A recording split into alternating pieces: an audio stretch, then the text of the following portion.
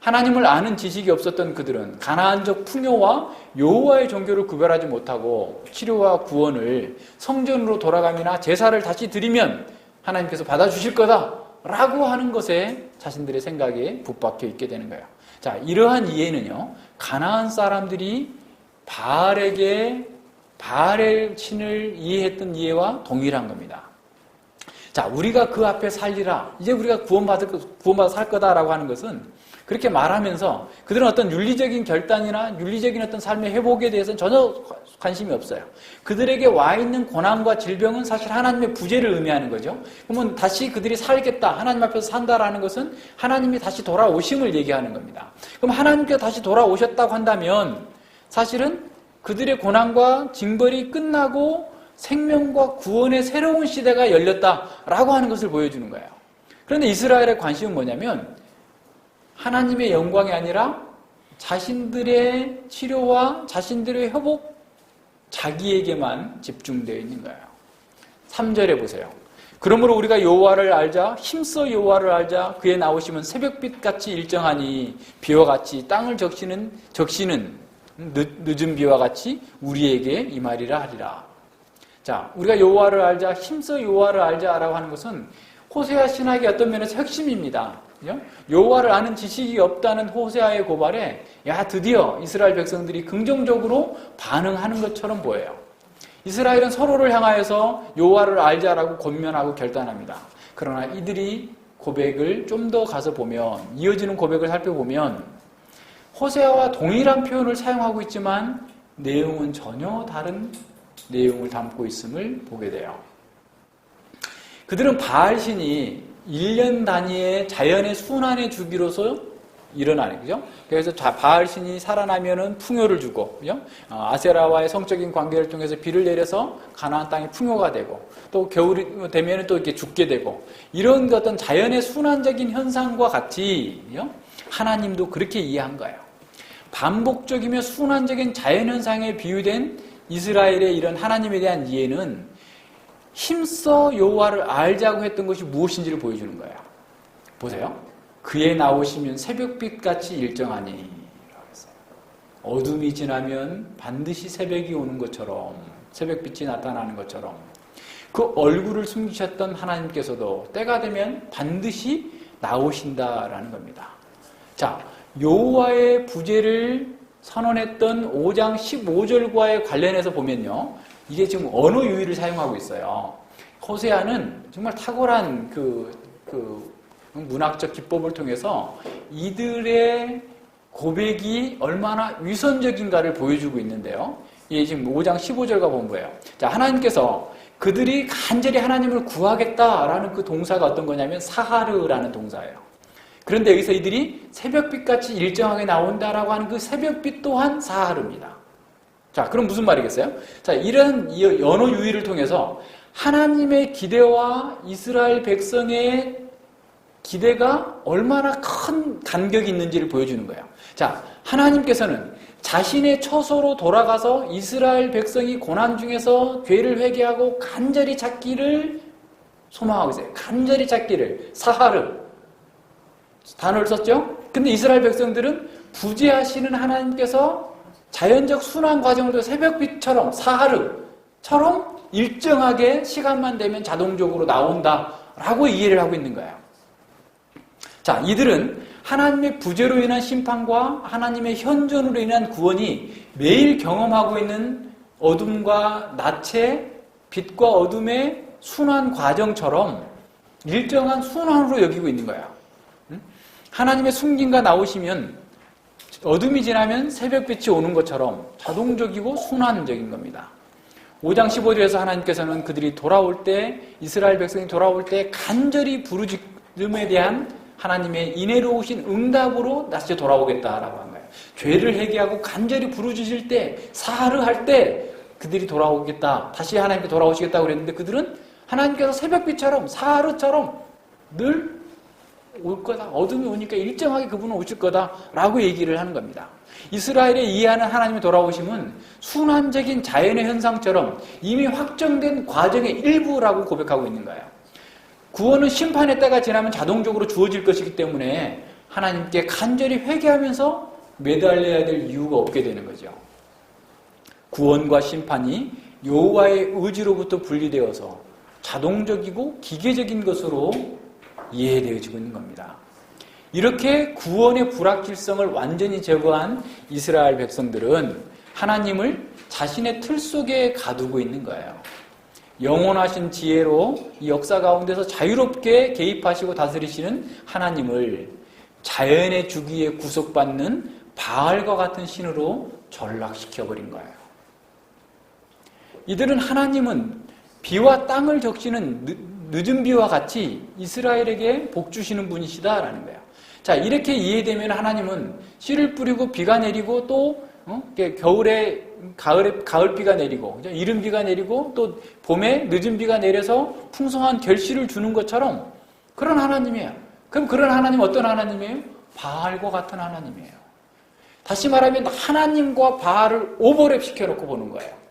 그래서 하나님께 다시 나오겠다고 하는데 바알식으로 하나님을 이해하고 나오겠다라는 겁니다. 그렇기 때문에 1절과 3절의 이들의 고백은 하나님께서 받아주시지 않는 겁니다. 오늘날 한국 교회를 한번 살펴보십시다.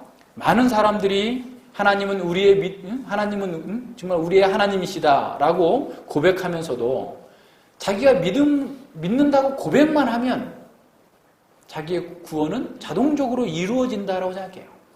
그러니까 구원은 자기에게 달린 거죠. 내가 고백을 하느냐 안 하느냐에 달려있는 거예요. 하나님의 자비와 긍휼하심에 달려있는 게 아니에요. 이런 이해를 갖고 있어요. 행위가 아닌 믿음으로 구원 얻기 때문에 행위를 말한다 그러면 행위 구원 아니냐 또는 페더럴 비전 아니냐라고 얘기를 하는 거예요. 그래서 믿음이 무엇인지도 모른 채 자신들의 구원은 기계적으로 자동적으로 주어지는 것이다라고 착각을 하고 있는 겁니다. 하나님께 돌아왔다고 하는 사람들 속에서도 죄에 대한 인식이 지극히 낮아요. 뭐가 죄인지를 모릅니다. 그들이 인식하는 죄는 세상 사람들이 양심으로 느끼는 정도에도 미치지 못해요. 그런 사람들에게 구원을 베푸시는 하나님은 오히려 자기한테 감사해야 된다라고 생각해요.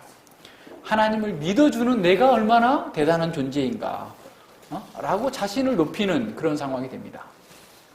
그들에게 하나님은 구원을 주시기 위해서 예걸하는 분으로 비춰주고 있어요. 자신은 하나님께 마치 적선하는 것처럼 믿어주는 존귀한 존재가 되는 거죠. 그런 사람들에게 하나님은 수많은 경쟁하는 우상들 가운데에서 하나일 뿐입니다. 더 힘센 신을 믿고 있다고 생각하는 거죠. 자신이 하나님을 선택해서 믿어주었기 때문에 하나님께서는 자신에게 감사해야 되고 하나님께서는 자신에게 복을 줘야만 마땅하다라고 생각을 하는 겁니다. 그래서 하나님은 자신에게 축복을 줘야 될 의무가 있는 신처럼 여겨지게 되는 것이죠. 많은 사람들이 칭의와 믿음을 오해하고 있어요. 마치 그들에게 믿음과 칭의는 열려라 참깨와 같은 주문과 같아요. 믿음이라는 동전을 넣으면 투입하기만 하면 하늘에 계신 하나님께서는 사죄와 칭의를 선포하는 거예요. 지식은 없지만 믿는다고 고백하기만 하면 다 되는 것처럼 여기는 거예요. 사형리가 그렇고 영접기도가 그렇습니다. 그러나 그들 삶 속에서 믿음의 본질은 드러나지 않고 있어요. 그래서 믿음과 순종을 분리하고 믿음과 도덕성을 분리합니다.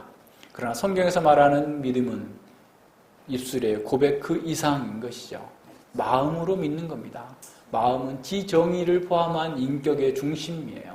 진리를 하나님을 지식적으로 알고 그 하나님에 대한 정서적인 감동이 있고 의지적으로 하나님의 뜻을 따라 사는 것을 포함하는 것이 믿음이에요.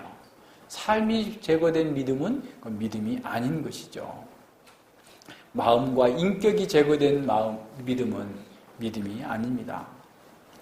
따라서 믿음은 도덕적인 일이고 영적인 일입니다. 믿음은 믿는 사람 속에서 근본적인 변화를 다양한 방식으로 조성합니다. 믿음은 자기를 응시하는 눈에서 하나님께로 나아가게 만들어요. 우리에서 하나님으로 나아가는 거예요. 믿음은 자기를 부인하게 하고 하나님을 추구하게 합니다. 그런데 오늘날 입술로는 믿음을 고백하지만 자기 영광의 추구에 혈안이 되어 있는 사람들이 얼마나 많습니까? 하나님께서 그런 사람들 때문에 탄식하는 거예요.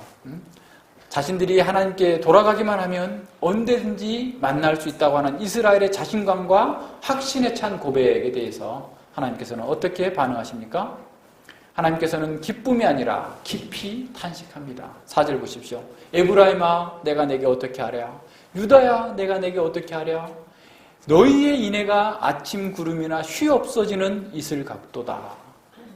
이들의 피상적이며 지속적이지 못한 회개는 하나님을 절망에 빠뜨립니다. 에브라임아 내가 내게 어떻게 하랴? 유다야 내가 내게 어떻게 하랴?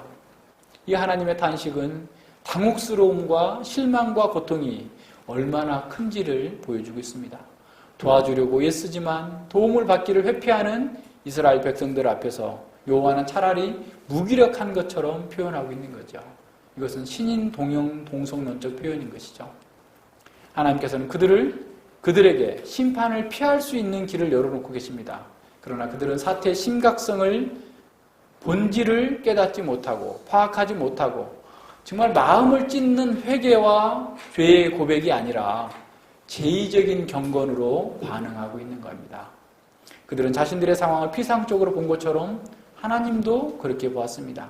그들이 하나님께로 가기만 하면 그들의 회개는 뭐 그렇게 중요하지 않는 거다 라고 생각을 하는 거예요. 그들의 회개 속에 진정으로 있어야 될 내용이 없는 거예요. 죄에 대한 깨달음과 아픔과 마음을 찢는 애통이 없어요.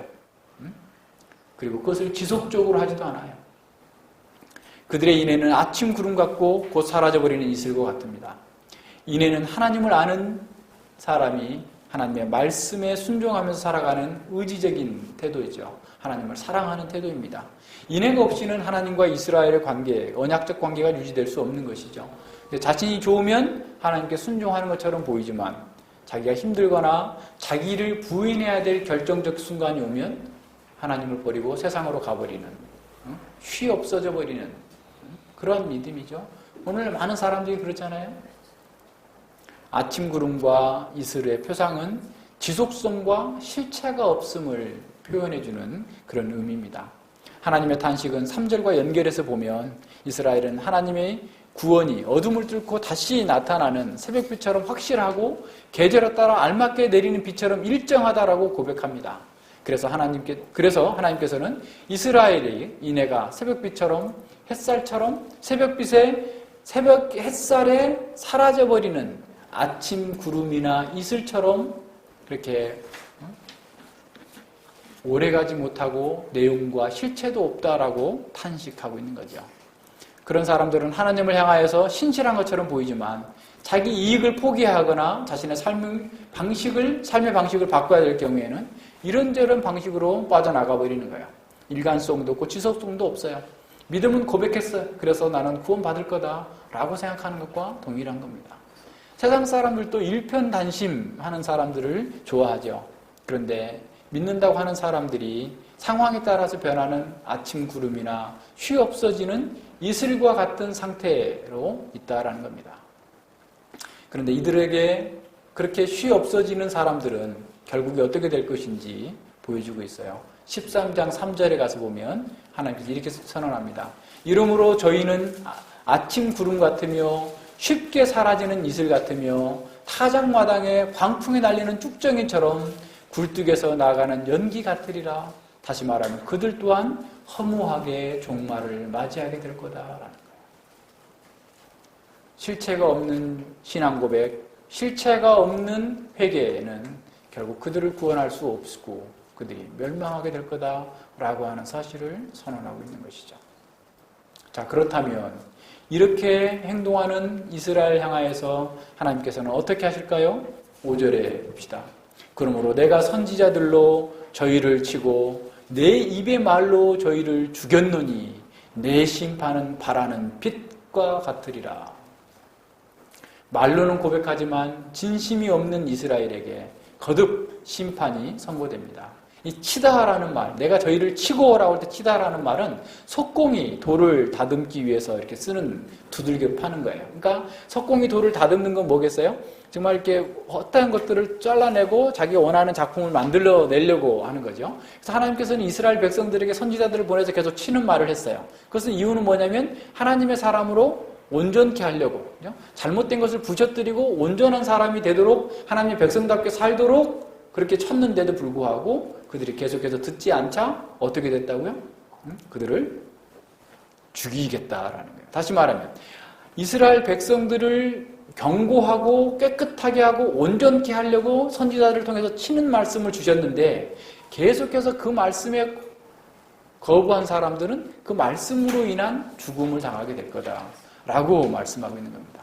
이스라엘의 완고함은 스스로 하나님의 심판을 확정적으로 만들어버리게 된 겁니다. 그들을 살리고자 주셨던 하나님의 엄중한 경고의 말씀이 그 말씀을 거부한 사람들에게 죽이는 심판으로 작용하게 되었음을 선언하고 있는 겁니다. 내 입의 말로 그들을 죽였노니 라는 거예요. 아합 왕 시대에 엘리야를 함부로 불렀던 사람들이 하늘에서 불이 내려와서 죽고, 그죠? 바알과 아세라 선지자가 다 죽는 것처럼, 그죠? 엘리사를 조롱했던 애들이 한꺼번에 고매 물려 죽는 것처럼 그렇게 하나님께서 그들을 치시겠다라는 겁니다. 내 입의 말로 그들을 치시겠다. 말씀대로 그들을 치시겠다라는 겁니다. 호세아 선지자를 비롯해서 많은 참된 선지자들이 하나님의 말씀으로 그들을 계속해서 경고해 줬죠. 하나님의 말씀은 사실은 선지자가 되어난 말은 하나님의 말씀이었어요. 그래서 그 말씀대로 이루어질 거다라는 거예요. 내 심판은 발하는 빛과 같으리라라는 거예요. 하나님은 빛의 상징을 통해서 이스라엘 백성들이 구원의 새벽빛을 원했지만 실제로 하나님은 심판의 빛이 되시겠다라고 하는 거예요. 그들의 기대를 완전히 무너뜨리시는 것이죠. 지식이 없는 지식이 없는 이스라엘 백성이 하나님을 가나안 신처럼 생각했지만 하나님은 구원의 빛이 아니라 심판의 빛이다라는 겁니다. 하나님의 빛은 이스라엘의 인애가 없음을, 그들의 회개가 위선적이고 외식적이었음을 또한 드러내게 될 거예요. 그래서 그들을 심판하는 것이 너무나 합당하다라고 하는 사실을 나타내 보이실 거다라는 겁니다. 진정한 회개가 없어도 믿음을 고백할 수 있습니다. 교회에 나오면서 피상적으로 믿음을 고백하고 약간의 변화도 경험할 수 있습니다. 종교적인 만족과 기쁨도 얻을 수 있습니다. 그러나 그런 사람에게서 진정으로 그의 마음에 근본적인 변화가 일어나지 않아요. 문제는 마음의 변화여야 됩니다. 그들에게 구원은 자신이 원하는 것이나 세상의 것을 더 많이 얻는 것이 구원이라고 여길 거예요. 그러나 그들에게 있어서 죄와 사망으로부터 구원, 죄로부터의 구원이라는 말은 생소할 뿐입니다. 에이든 토저 목사님은 이렇게 말씀하셨습니다. 능력 없는 종교는 인간 생명에 아무런 표면적 변화도 일으키지 않는다는 말이 아니다라는 거예요. 그러니까 능력이 없는 종교, 형식적인 신앙도 어떤 변화가 있다라는 거죠. 자, 그 보세요. 단지 우리의 인생에 근본적인 변화를 가져오지 못한다는 말이다. 물은 액체에서 기체로 변하고 기체에서 고체인 얼음으로 변했다가 다시 물로 변할 수 있지만 물은 여전히 물이다라는 겁니다. 근본적으로 달라진 것이 없다라는 거예요. 마찬가지로 무능한 종교는 인간을 피상적인 변화 속으로 끌어들일 수 있을지 모르나 그 인간을 과거의 인간 그대로 방치해둘 따름이다. 여기에 함정이 있다라는 겁니다. 외형적으로 변화될 뿐 본질은 그대로인 것이다. 즉 본질상의 변화가 아닌 외형상의 변화인 것이다. 불신자와 또 능력이 배제된 복음을 받은 사람, 이 두 종류의 사람이 행하는 활동 배후에는 동일한 동기가 깔려있다. 둘 다 모두 그 삶의 밑바닥에는 저주스러운 자아가 도사리고 있다. 다만 차이점이 있다면 종교적인 사람은 자기의 악을 더 멋지게 위장하는 기술을 터득해 놓았을 따름이다. 종교적인 사람의 죄는 그가 종교를 취하기 전보다 좀 더 세련되고 덜 악질적일지도 모른다. 그러나 그 인간 자체는 하나님의 눈으로 보실 때 조금도 나아진 것이 없다. 그 사람은 실로 더 악한 사람일지도 모른다. 왜냐하면 하나님은 위선과 가식을 증오하기 때문이다 라고 얘기하는 거예요. 그러니까 그런 위선적인 신앙을 가지고서는, 형식적인 신앙을 가지고서는 하나님의 심판의 빛을 피할 수 없다라는 거예요. 그래서 6장 6절에서 보면 그러면 하나님께서 원하시는 예배가 무엇일까? 그렇다면 어떤 예배해야 되는가? 나는 인애를 원하고 제사를 원치 아니하며 번제보다 하나님을 아는 것을 원하노라. 이 말씀이 호세아서의 전체의 요약이자 핵심입니다. 이 말씀은 제사나 번제를 부정하는 것이 아니에요. 제사나 번제만 드리고 많은 제의적 경건으로 끝나버리는 사람들의 왜곡된 신앙을 고발하고 있는 것입니다. 제사와 번제는 중요해요. 그러나 제사와 번제가 왜 주어졌는지, 무엇 때문에 주어졌는지 그것을 알지 못하고 제사만 드리는 사람들에 대해서 경고해 주는 말씀인 거죠. 제사와 번제는 하나님과 관계를 시작하기 위해서 필요한 어떤 법적인 부담이 아니었습니다. 오히려 하나님과 함께 사랑의 관계를 맺고 살아가기 위해서 필요한 것이 무엇인지를 알려주는 것이었어요. 제사와 모든 예배는 하나님의 마음을 읽는 매체였고 하나님과 이웃과의 사랑의 관계를 유지하는 원리였습니다. 번제와 제사는 인애와 하나님을 아는 지식을 대체하는 것이 아니라 인애와 하나님을 아는 지식 안에서 행해져야 되는 것이었어요. 그러나 사람들은 성전을 찾아서 제사를 드리는 것으로 하나님께 대한 순종과 이웃사랑에 대한 의무를 대체해버린 것이죠. 이렇게 예배가 제사로 한정될 때 하나님과 인격적인 사랑의 관계는 형식적인 관계로 변질될 뿐입니다. 하나님은 제사와 성전에서만 활동하시는 분으로 유폐시키고 역사를 주관하시는 분으로 인정하지 않게 되는 거죠. 다시 말하면 자신의 삶과 자신의 삶의 영역 속에서, 직장 속에서, 학교에서, 그 어느 곳에서도 하나님의 주권은 거추장스러운 부담일 뿐으로 생각하고자 하지 않는 것입니다. 인애와 하나님을 아는 지식이 없다고 한다면 여호와의 종교는 가나안 종교와 다를 바 없어요. 세상의 모든 종교는 사실 한번 보세요. 유교 같은 경우는 윤리적인 종교라고 하니까 그냥 계속 어떤 삶을 효를 강조하고 공동체적인 강조를 할 수 있지만 다른 모든 우상 종교들은 거기 와서 잘만 하면 다 끝이에요. 불교의 사람들이 왜 너 그따위로 사니? 이렇게 살면 안 돼. 얘기하지 않아요. 그냥 돈 내서 부처에게 뭘 받고 자기 혼자 영락긍생하면 되는 거예요. 근데 하나님은 그런 분이 아니세요. 네가 아무리 열심히 예배를 참석한다 할지라도 너의 삶 속에서 하나님의 인애가 드러나지 않는다면 난 그 예배 받지 않으시겠다라고 얘기하시는 거예요.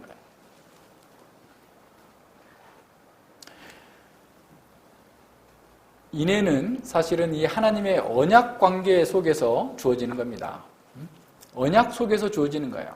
그러니까 하나님과의 언약이 지속되고 확보되려면 하나님께 대한 인애는 하나님에 대한 성실과 하나님께 대한 전적인 신뢰로 나아가야 되는 거죠.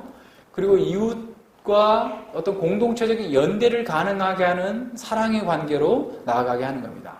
그래서 인애는 하나님의 말씀과 이웃에게 대한 사랑으로 이렇게 잘 드러나야 돼요. 그 실체가 드러나야 되는 거예요. 이런 인애가 없는 제사, 이런 인애가 없는 예배에는 사실은 하나님을 무시한 그들만의 축제가 되는 거예요. 그들만의 종교적 행위가 되고 마는 겁니다. 하나님께서는 하나님을 아는 지식에 바른 예배를 드릴 수 있다라고 얘기합니다.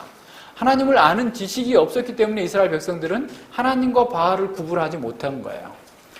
가나안의 풍요 제의를 여호와의 종교 안으로 받아들이게 됩니다. 겉으로는 성소나 산당을 찾아가서 하나님께 제사를 드리고 예배를 드립니다. 그래서 자신들은 우상 숭배자로 고발하고 있는 선지자들이 생겨난 거예요. 말도 안 되는 소리 하지 마. 우리는 하나님을 섬기고 있어. 라고 얘기하고 있는 것이죠. 그러나 그들이 하나님의 말씀을 통해서 보면 1절과 3절에 나오자 하나님 자신을 믿었다고 하지만 그들이 신뢰한 하나님은 성경의 하나님이 아니라 하나님과 바알을 오베르판 그런 하나님이지 참 하나님이 아니었다라는 겁니다. 지식이 없는 열심이 또 다른 자기 추구였던 것처럼 지식이 없는 예배는 자기라고 하는 우상에게 경배하는 것뿐이다라는 겁니다. 제사 제도는 은혜 가운데서 하나님께 나아갈 수 있는 방식이었어요.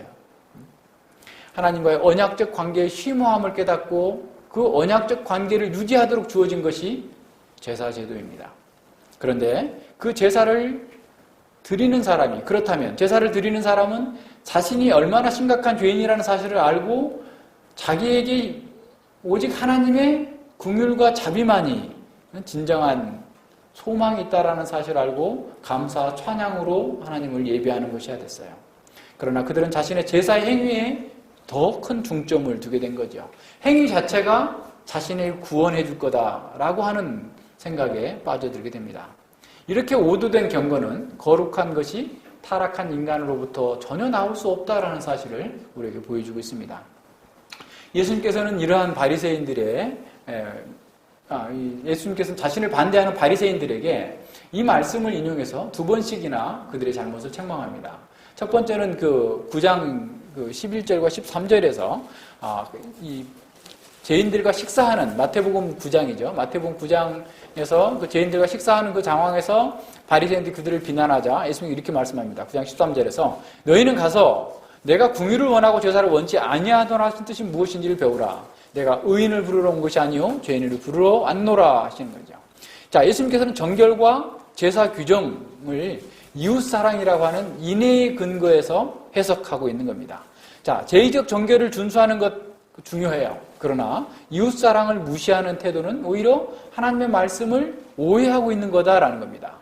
정결과 제사 규정은 지켜져야 하지만 하나님께서 요구하시는 하나님께 대한 인애, 이웃에 대한 인애를 뛰어넘을 수 있는, 무시할 수 있는 그런 규정이 아니다라는 거예요.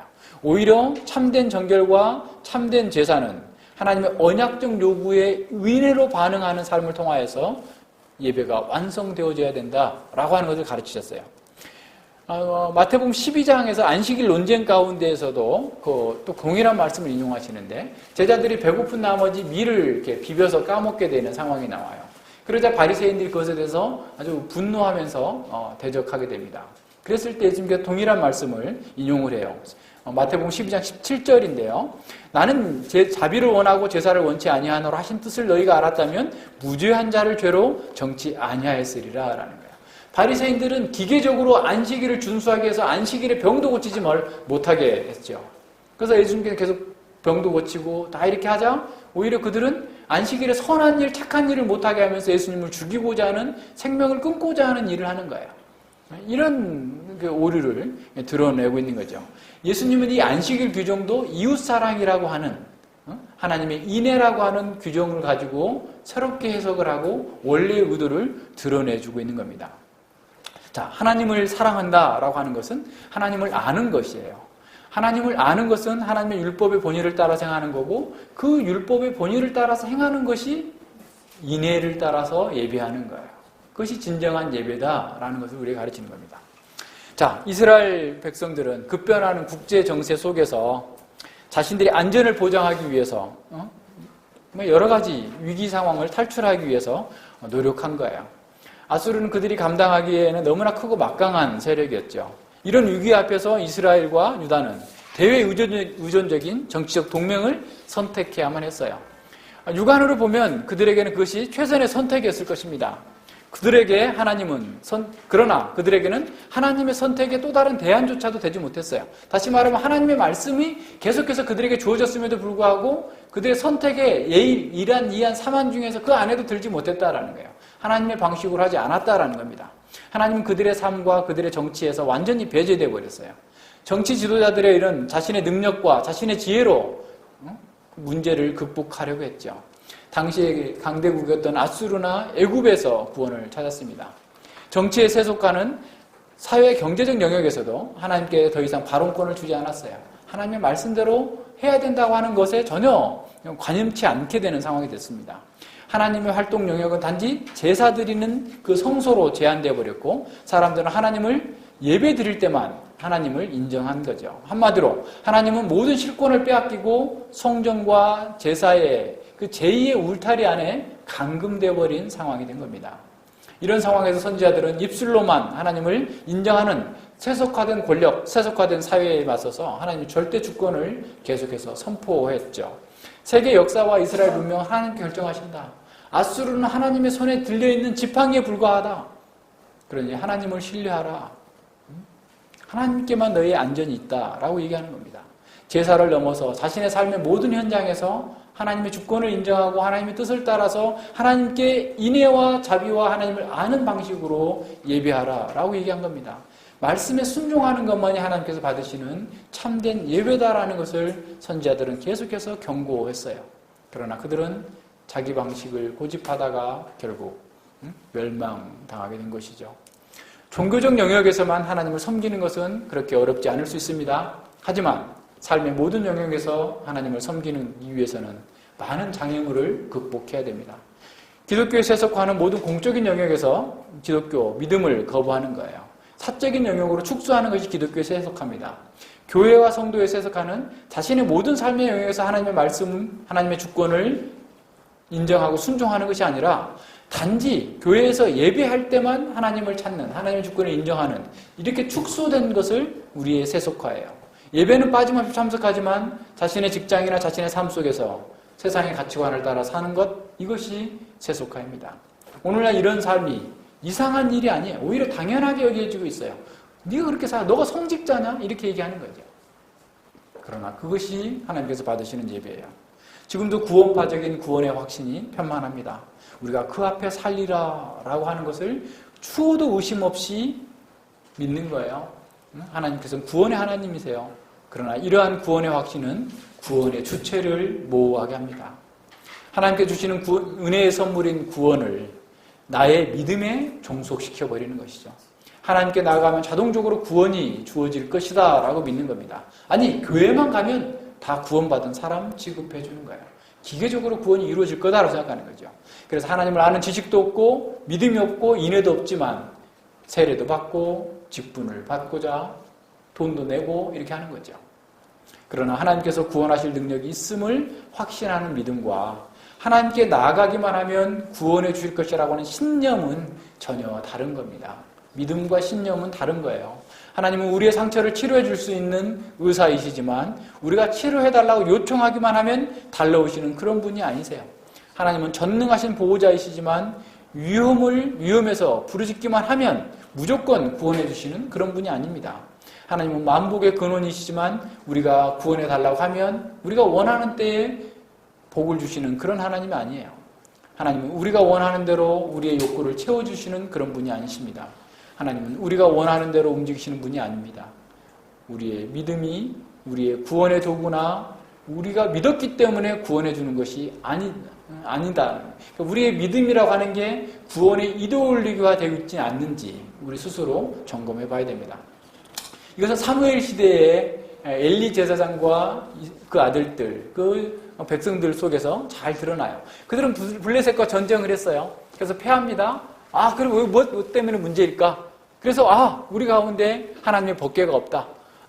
이러니까 여기까지는 신학적으로 잘 해석을 했어요. 그래서 무조건 가지고 갑니다.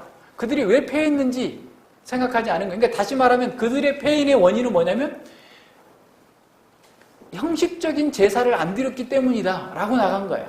하나님께서는 그들이 지금 범죄 때문에 엘리 제사장의 두 아들의 범죄와 이스라엘 백성들이 자기 소견에 옳은 대로 살고 있기 때문에 그들을 블레셋에 붙인 것임에도 불구하고 죄에 대한 회개나 이런 거 없이 무조건 하나님께서 구원해 주실 거다라고 하는 철저히 제의적 형식주의를 따라서 행동하게 된 거죠. 그러나 그들은 철저하게 그것 때문에 멸망하게 됩니다. 잘못된 진단이 잘못된 처방을 만들었습니다. 그것은 치명적인 것이죠. 이스라엘은 블레셋에게 괴멸을 당하고 언약궤까지 빼앗기고 말았습니다. 그들은 자신들의 실상을 영적으로 보지 못했습니다. 제사만 드렸지 자신의 소견에 옳은 대로 자신들을 위하여서 하나님을 이용하려고 했던 것이죠. 호시아 시대의 사람들이 하나님께로 돌아가기만 하면 무조건 구원을 주실 것이라고 믿는 것처럼 사무엘 시대의 이스라엘도 언약궤를 구원의 보증수표로 간주했던 것이죠. 그래서 제의적 형식주의는 오히려 더 큰 위험을 야기한다는 겁니다. 죄의 실상을 제대로 보지 못하게 되면 죄를 가볍게 여기게 됩니다. 죄에 대한 분명한 인식이 없는 회개는 피상적일 수밖에 없습니다. 가볍게 회개하고 쉽게 용서받을 수 있는 죄는 반복될 수밖에 없는 것이죠. 죄의 세력과 오염으로부터 벗어나려고 하는 결단마저도 없는 회개는 아침 구름이나 쉬 없어지는 이슬과 같습니다. 사람들의 눈에는 그것이 잘 드러나지 않을 수 있어요. 그러나 하나님께서는 모든 것을 알고 계십니다.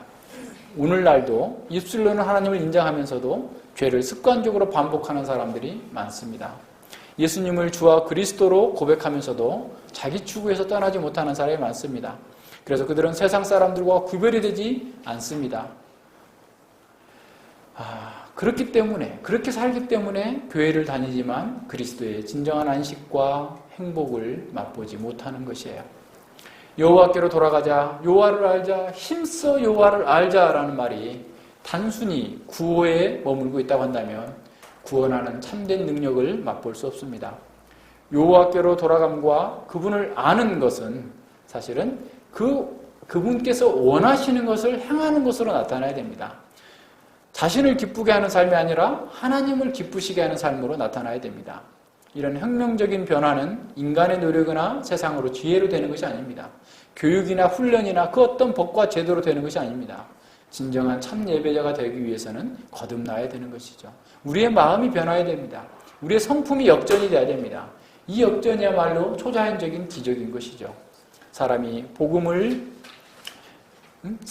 받아들일 때, 하나님의 말씀을 받아들일 때, 그것을 하나님의 말씀으로 받아들일 때 성령께서 그 사람 안에서 초자연적인 역사를 행하심으로 말미암아서 그것을 이루시는 거예요. 성령님께서 그 사람 안에 어둠을 몰아내시고 진리의 빛을 비추시는 것입니다. 이렇게 성품이 변화된 사람이 참된 예배자가 될 수 있습니다. 물론 그에게도 현실적인 수많은 장애물이 있어요. 어려움이 있습니다. 수많은 도전이 있습니다. 그러나 그런 도전을 이길 수 있는 것은 뭐냐면 하나님을 기쁘시게 하겠다고 하는 그 열정이 더 강하기 때문에 그래요. 그렇기 때문에 그는 세상을 두려워하지 않습니다. 담대하게 나아갈 수 있어요.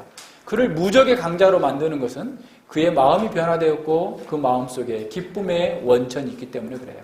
하나님의 인애와 하나님을 아는 지식이 있기 때문에 그는 강한 사람입니다.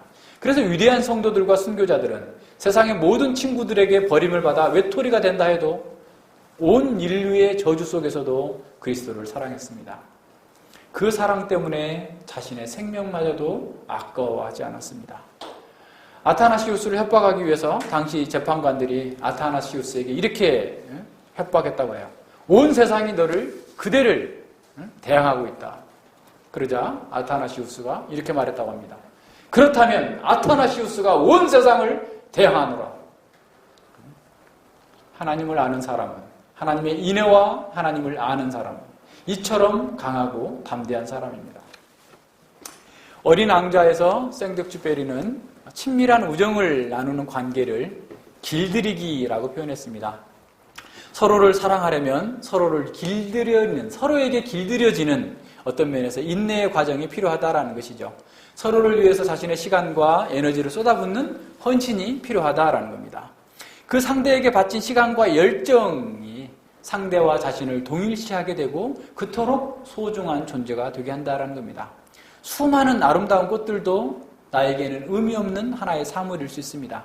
그러나 내가 보살피고 아끼고 사랑한 그 한 송이 꽃은 내가 그 가시에 찔려서 상처를 받았다 할지라도 다른 그 무엇과도 비교할 수 없는 나만의 특별한 꽃이 되는 겁니다. 이와 같이 하나님께서는 수많은 민족들과 수많은 사람들 속에서 우리를 택하셔서 우리에게 가장 소중한 것을 주셨습니다. 하나님은 우리에게 수도 없이 상처를 받고 우리에게 오히려 짓밟힘을 당하셨음에도 불구하고 끝까지 포기하지 아니하시고 자신의 가장 소중한 독생자를 주셨어요. 뿐만 아니라 하나님은 우리의 부활과 우리의 영광을 위하여서 인류 역사 전체를 참고 인내하시면서 우리를 위하여서 세상을 통치하고 계십니다. 우리의 거듭된 범죄와 반역에도 불구하고 하나님께서 우리에게 바친 사랑과 열정은 우리가 상상할 수 없이 크고 놀랍습니다. 이렇게 사랑으로 자신을 내어주신 하나님께서는 우리에게도 바로 인애를 원하시는 거죠. 우리가 그런 하나님의 사랑을 알았다고 한다면 우리는 인애로 하나님을 예배해야 하는 사람이 되어야 됩니다. 우리가 인애로 예배하려면 하나님을 아는 지식으로 우리 자신을 길들여야 해요. 하나님의 시각으로 세상을 바라보고 하나님의 방식으로 세상을 살고 하나님을 위하여서 우리가 존재해야 됩니다. 길들이기는 인내가 필요합니다. 지속적인 훈련이 필요합니다. 세상과 자기를 부인하고 하나님께만 비교할 수 없는 그 특별한 사랑으로 헌신하는 그런 배타적인 사랑이 필요합니다. 하나님을 수많은 현대의 우상들과 경쟁하는 신이 아니라 우리의 유일하며 독점적인 예배를 받으시는 분으로 우리는 삼아야 됩니다. 우리는 우리와 언약을 맺으신 하나님의 마음을 볼 수 있어야 됩니다. 그 하나님의 마음으로 자신과 세상과 역사를 볼 수 있어야 됩니다. 그래서 마음을 다해서 하나님을 사랑하고 특별한 인애로 하나님께 응답하기 위해서 우리 자신을 길들이는 것이야말로 우리가 하나님께서 원하시는 그 예배로 나아가고 있는 것이죠. 빵을 먹지 않았던 여우에게 황금빛 밀밭은 아무 의미가 없었습니다. 그러나 금발의 어린 왕자와 친구가 된 여우에게는 황금빛 밀밭은 친구의 머리처럼 아름답게 보였고 그 밀밭 사이를 지나는 바람조차도 사랑스러웠습니다. 마찬가지로 우리가 하나님을 인애로 예배한다면 하나님께서 이루시는 그 모든 일들을 사랑하게 될 겁니다.